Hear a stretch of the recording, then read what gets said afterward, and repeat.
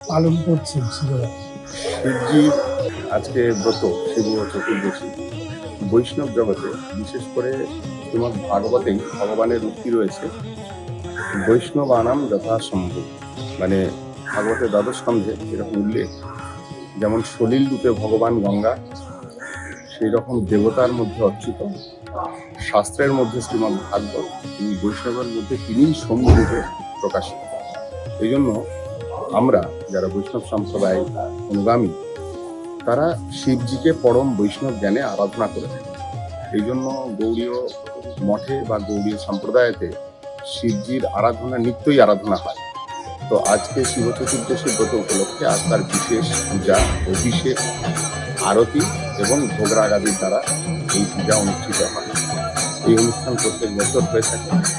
আর গৌড়ীয় মঠে বিশেষ করে শিবজির আরাধনাটা খুব মুখ্য আরাধনা। অনেকে হয়তো ভাবেন যে বৈষ্ণব সম্প্রদায় আর শৈব সম্প্রদায় যারা, তাদের মধ্যে ভেদ রয়েছে। হ্যাঁ, হয়তো কিছুটা ভেদ আছে, সেটা একটা বাহ্যিক কিছু বিচার রয়েছে বটে, কিন্তু অভ্যন্তরীণ বিচারে বৈষ্ণবগণ কিন্তু শিবজিকে বৈষ্ণব রূপেই আরাধনা করে থাকেন। সেই জন্য শিব চতুর্দশী ব্রতকে যেমন কৃষ্ণের ব্রত বা চৈতন্য মহাপ্রভুর আবির্ভাবের দিনে ব্রত উদযাপন করে আমরা তার আরাধনা করি, ঠিক সেই রকমই শিবজির এই তিথিতেও আমরা কিন্তু উপবাস করি।